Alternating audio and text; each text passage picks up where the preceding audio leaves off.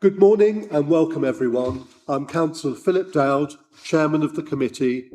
I'd now like to hand over to Democratic Services to read the housekeeping note. Please note this meeting is being broadcast live on the Council's website and on YouTube. It will remain available for a minimum of 12 months. Please use your microphone when speaking and remember to switch it off. Please switch any mobile devices to silent. If the fire alarm rings, please leave the room and use the nearest fire exit. Do not use the lift. Please go to the fire assembly point in the car park. Thank you, Chairman.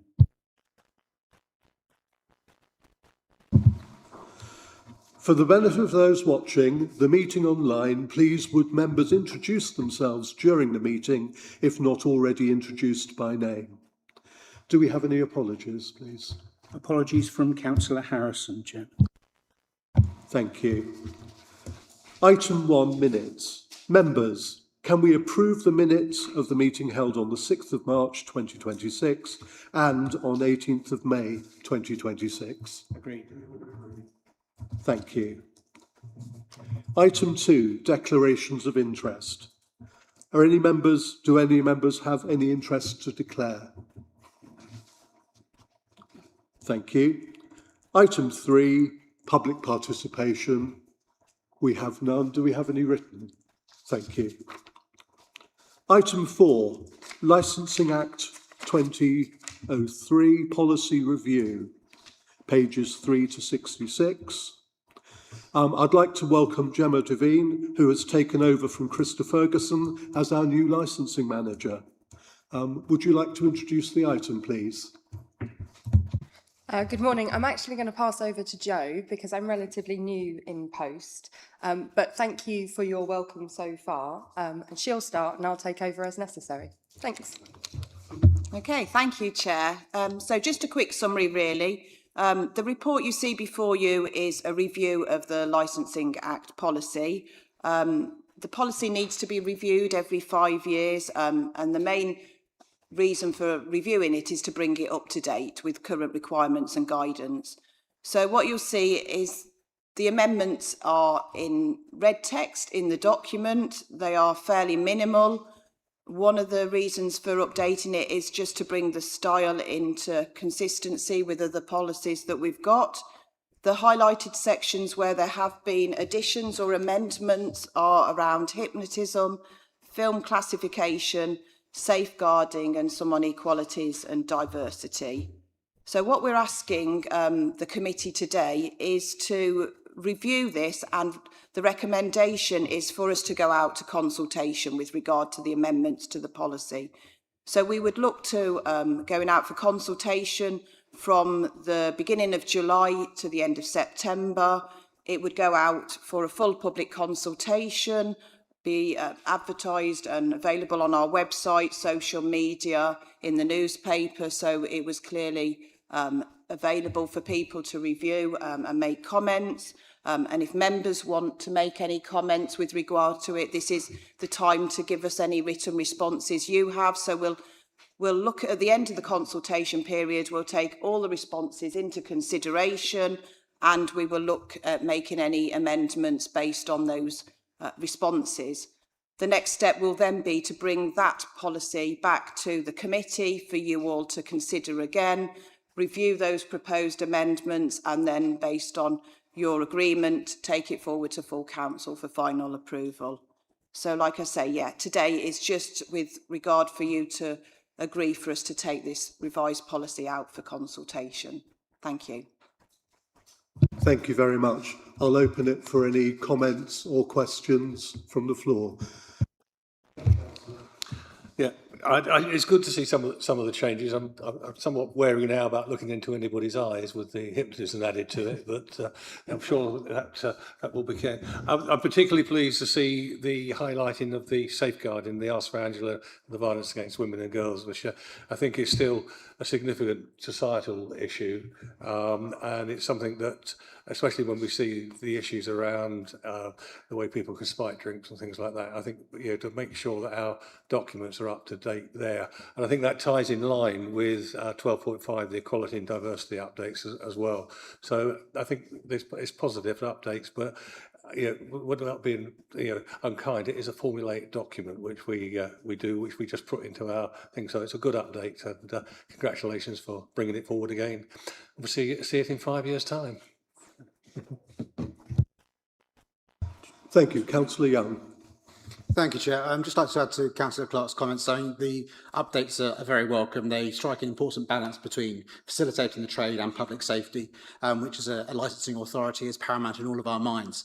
So yes, fully supportive of the amendments, and I'm hopeful that the public and the trade will respond positively. Thank you. Thank you. Councillor Wade.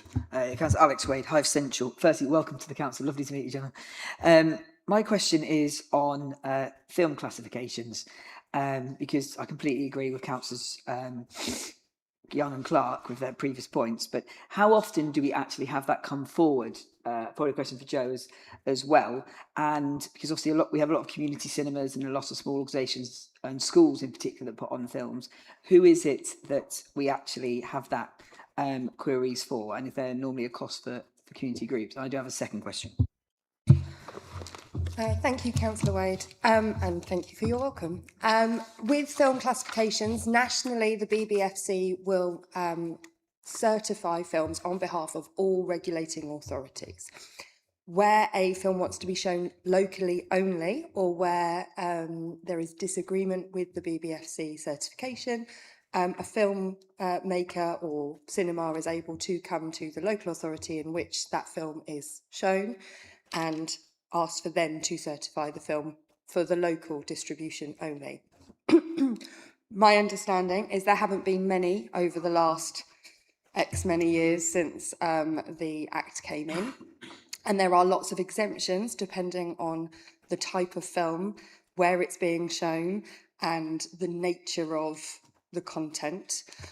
We always ask that community groups bring forward anything that they're not absolutely certain is covered by an exemption, because I'd much rather see it and give some advice on it than not see it and then find out later on that it should have had a certificate in place.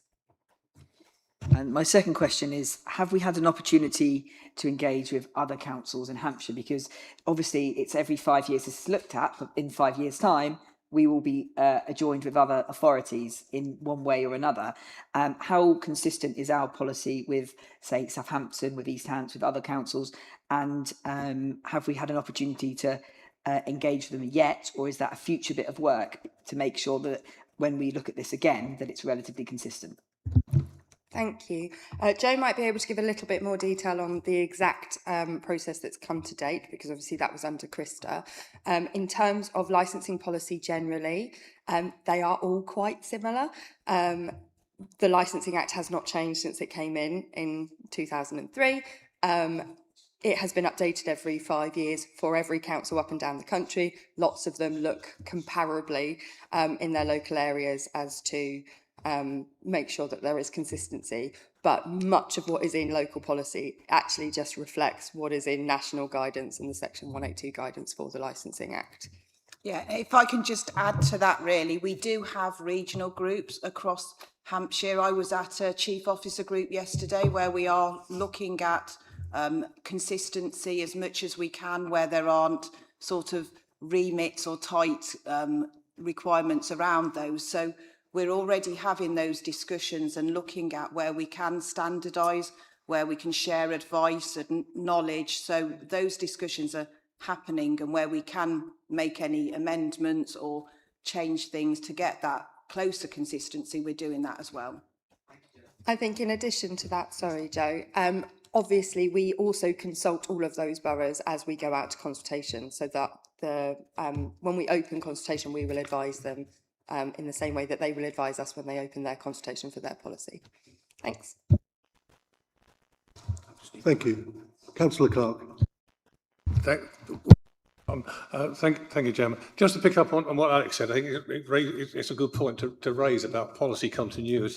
It came up at housing about policy continuity on Wednesday, and the answer we were given there was that most policies will run as their existing policies. They'll run side by side with the other various council policies. I think that's going to be for at least a period of 2 years. So our policies will still be valid for those times. And I'm assuming that's right the way across the board, Alex. But I think it's a good concern that we highlight that our continuity will still exist for at least a 2-year period after LGR. And then there will be a natural merging as policies are reviewed and brought together. So I think we need to be emphasising that to provide confidence to our public, and I think it's good that you've raised it, and we need to raise it at every meeting to give that confidence to our public. So we speak together on that. Thank you. Any further comments? Can I then draw your attention to the recommendation? Do we have a proposer and a seconder? Thank you, Councillor Clark. Thank you, Councillor Reid. So the recommendation is that GP&L committee reviews the revised Licensing Act policy with the recommendation for consultation.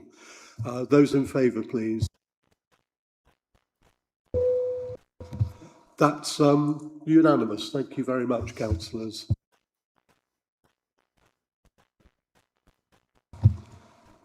Item 5, any other items that the chairman decides are urgent? There are none. So that concludes the meeting. I declare the meeting closed. Thank you, officers. Thank you, councillors.